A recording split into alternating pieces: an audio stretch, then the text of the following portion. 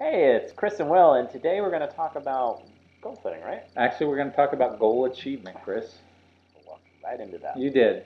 So, what's the difference between achievement and goal setting? Well, a lot of people set goals, not so many achieve them. What we're True. going to do today is give everybody an 8-step process that's proven and works every time if you follow each step of the way. Right. So, people that don't normally achieve their goals, I love giving this example. We call them, a good example is resolutionaries. What's a resolutionary, Chris? Yeah, throughout this series, you're going to hear me make up all kinds of words. Yeah. Resolutionaries. So, Humor.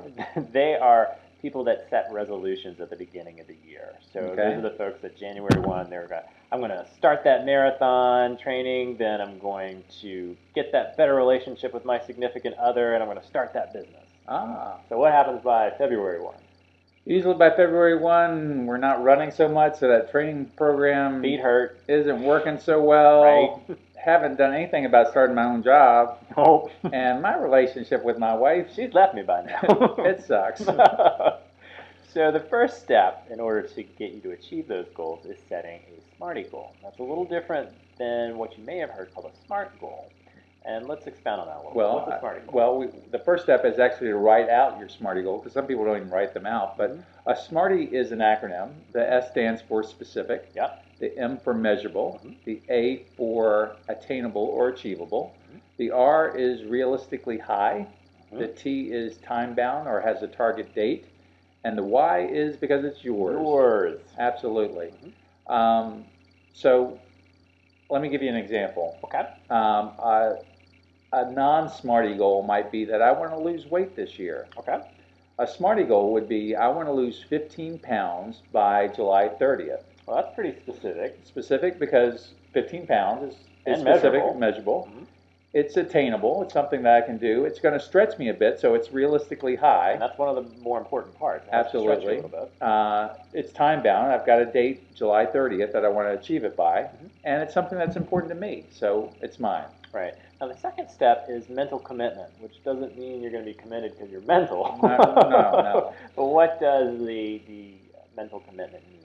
The way I like to look at it is on a scale from 1 to 10. If you're looking for a 10 as your mental commitment, means that I'm going to do whatever I need to do to achieve this goal. Right.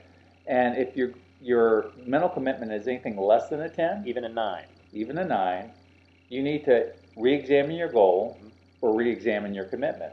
So if what's holding you back from giving it a 9, and then address that or change the goal so that you feel like it's all in sync. Yeah, absolutely. Our third step is our core motivator. So it's nice to set these goals, but then you kind of really need to understand what's going to propel you forward. Understand your core motivators. There are actually 5 core motivators. We all have different ones, or can have different ones. And combinations. Absolutely. We might have a primary one and a secondary one, or some that are pretty close. Right. First one is achievement. Achievement. We've also got recognition motivation. Control. We got affiliation motivation. And last is altruism. Absolutely. So what does that mean?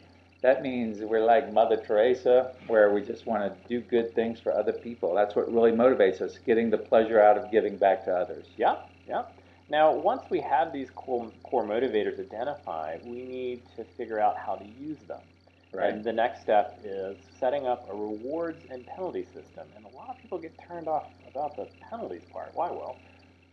Some people look at penalties as being very negative, which of course they are. And the truth be told, some people respond better to rewards. And the carrot, and some people respond better to penalties. And so we like to put them both out there and make whatever is going to work best for you work for you. But we like you to go through the process of identifying them, because even if you're not a penalty-driven person, going through the process is going to help you articulate what you really want to avoid. And if you're willing to set a penalty for yourself and actually enforce it if you don't achieve your goal, it's going to drive you on to doing things that you don't want to do, even if they're necessary along the way. And have fun with these. I mean, I can speak to rewards and penalties.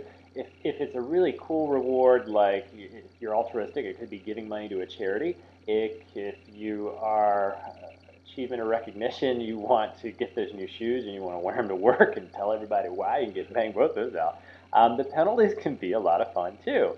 I'm suffering from one right now. What are you suffering from, Chris? I'm cleaning the house every Why- single week why for are this you- entire month. Why are you doing that? Because I was smart enough to share my penalty, or actually ask my wife, hey, what do you think would be a good penalty for me, hon? And her answer was, why don't you clean the house for me, hon, if you don't make your penalty? Ah, Guess what I'm not doing next month? So I would definitely hit my goal for next month. and every time next month when you're looking at your goal and you're thinking about, Wow, this house ain't clean. then it's going to push you forward. That's right. That's right. Absolutely. Now, our fifth step is understanding what your obstacles and solutions might be. So we're going to do some strategery. Strategery, okay. Right. Another word you're making up? I didn't make that up. Some other guy made that one up. We're not going All there. right. We could have two types of obstacles, Mhm. internal obstacles and external obstacles. Mhm. We need to identify all the obstacles that are getting in our way, and oftentimes they're things that have gotten in our way in the past. Right, right. And sometimes those are the key reasons why we haven't achieved, we've only set our goals in the past, is we Right. haven't been able to both identify the obstacles, but also identify the possible solutions to those obstacles and figure out the right solution for us given this specific goal that we're working on. Which leads us into step 6, breaking it down. Break it down. Is that like, Yeah, don't do that. oh, Yeah, stop that. Don't quit your okay, days. awkward moment here. Awkward. Okay. So, breaking it down, what is that? What does that Breaking talk it about? down is once we've identified the obstacles and the Right. solutions, Mhm. what are the specific things that we need to do to achieve our goals? So it's taking those bite-sized pieces, So instead of eating the whole cow, you're going to chop it down into little bits. absolutely, Got it. and figure out to hit this big goal, what do I need to do? What are the steps? And the way I like to look at it, if any task or activity takes you more than 2 hours to complete, Mhm. it should be listed down so that you can have a checklist of exactly what needs to be done and have a target date on each of those specific action items as well. Good point. Right. And step 7 always trips me up. Yeah. What is it, Will? Step 7 is all about discipline. It's the Yeah. discipline to focus on those activities and those things you need to do each step of the way. Sometimes we get all gung-ho at the beginning, just like your resolutionaries, it's like, I'm going to run a marathon, I'm going to do all this stuff. Right.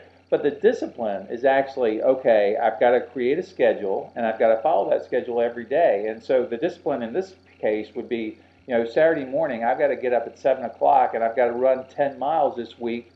And I wake up Saturday morning, and it's raining, and it's cold, and I want to sleep, and I don't have the discipline to do what I need to do to get my workout in. So I let it slide. Right, and you can enlist the help of others to help you with this. So if you know you're a procrastinator, or you know that it's going to be raining, you might have a friend give you a call or a text at 8 o'clock in the morning, or 6 o'clock in the morning, or 5 o'clock in the morning. Yeah, in this example, I mean, running with a buddy that has a similar goal is great because you can hold each other accountable. Right, exactly, that's great. And then the last step, which I think is the most important step, step 8, is reward yourself. That's right, and reward is not just the big reward at the end.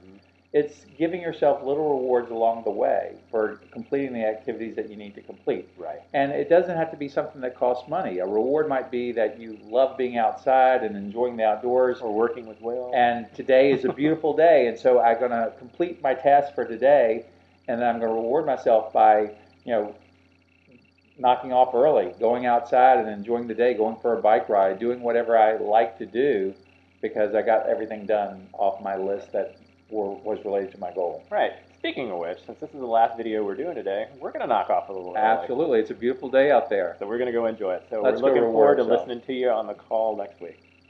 Later, guys. Bye. Bye.